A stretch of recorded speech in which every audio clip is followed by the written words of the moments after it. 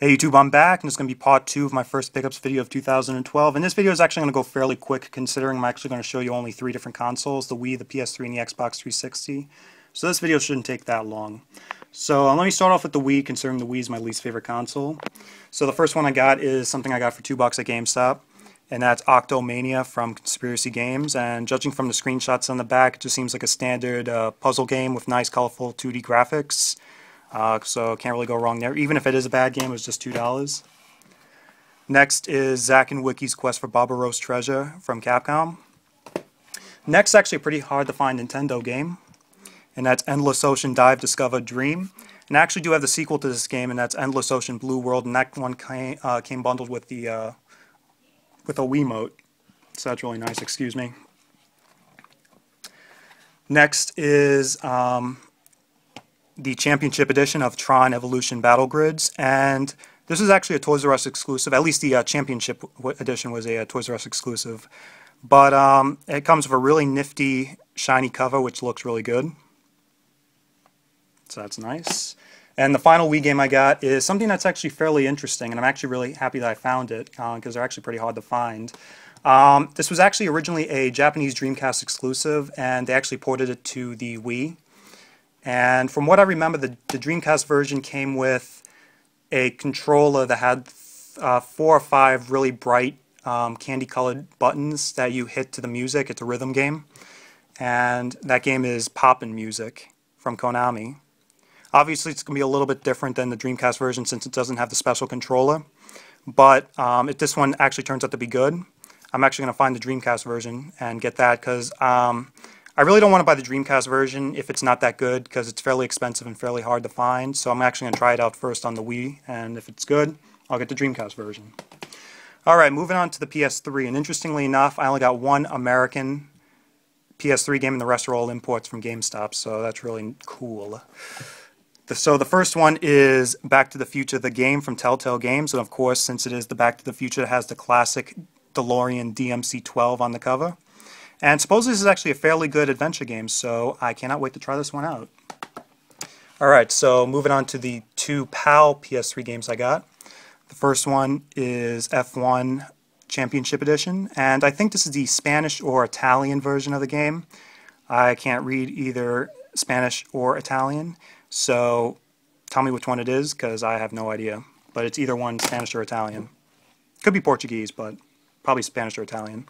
Alright, and the last PAL game I got is nothing really that special, but it's a PAL game, and you really don't run across PAL games that often in the States. And that's Genji Days of the Blade. Not that great of a game, but there's a PAL game, so I had to pick it up. And the final one I got is actually a Chinese game, and it's actually a Chinese game I already have already, but this one's a little bit different. And that is the Chinese version of Demon's Souls. And as you know, I do have the standard version of the Demon's Souls, the Chinese version. And this one's the greatest hits, or they call it the best. So unlike our greatest hits, which has the red border on top, they have this nice yellow, bright yellow border on top, which I actually think looks a lot nicer than our red. But this one's just the greatest hits of the of Demon's Souls. But you don't run across a lot of Chinese games over in the States at all. So I had to pick it up, and it's pretty interesting that I found 2 of the 2 Chinese Demon's Souls. So I think that's pretty cool. So finally, moving on to the 360, my bread and butter. So let me start off with the crappiest game I got, and I definitely kind of regret getting this game. I thought this game was actually going to be pretty decent. It is a Telltale game. I thought it was going to be pretty decent because I thought the Back to the Future game was actually fairly good. So I picked up Jurassic Park, the game, and I'm a big fan of Jurassic Park, and I thought this game was going to be at least decent, but this game is actually pretty bad. It's unlike the Back to the Future game, which is like an adventure game. This one's more like Heavy Rain.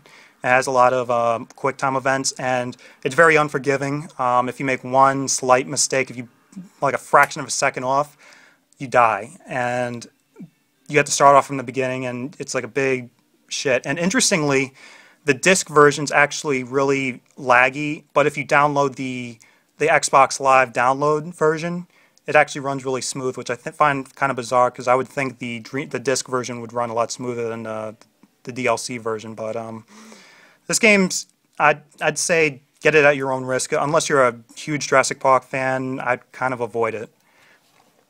At least if I were to say get the download it from Xbox Live, then rather get the disc version. Next is a game that this is going to be the test game, and if this game actually turns out to be good, I'll get the rest of them. This is actually going to be my first LEGO game as well, so if this LEGO game turns out to be good, I'll get the Star Wars versions as well. And that game is LEGO Indiana Jones: The Original Adventure, and like I said before, this is going to be my first LEGO game, and if I like it, I'll get the other Indiana Jones version and the Star Wars version. I'm not a big fan of Harry Potter. I hate Harry Potter, and I hate, like, what was the other one? Some other LEGO game that they made, but I really love Indiana Jones. I really love Star Wars, so I really wanted to try this out. It was $4 at GameStop, so got to try it out.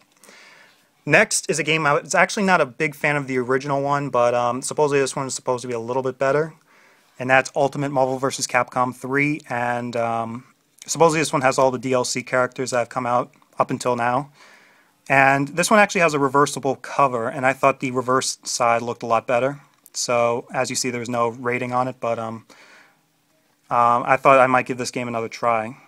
But, yeah, it's supposedly a decent game, so I'll try that. Next is the bundled Halo 3 and Fable 2 game. But I already have both of these games by themselves, but I got this for like $12, and I'm a completionist, so I want to get the bundled game, so I had to get that. And the final game I got is a game that I have like all the other games for, except for this one, so I finally got it. And I heard this game is okay.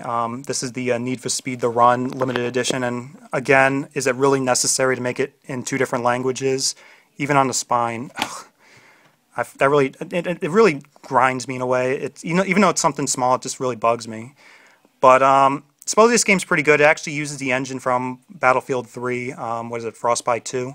I don't know what they would use it on. I think probably the damage on the cars, but I could be wrong. This one's a lot differently than all the other Need for Speed games. But yeah, I have every other Need for Speed game, so I had to pick this one up. And that's it. Thanks for watching. I should have a video coming up soon, which is actually going to be featuring all the Metal Gear stuff that I've been collecting over the last month or so. As you know, I'm a huge fan of Metal Gear, and I've started collecting like a lot of Metal Gear stuff, so keep an eye out for that. That should be coming very soon, probably in the next couple days. So I'm really thrilled to show you what I got, because I got some pretty interesting things. So that's it. Thanks for watching.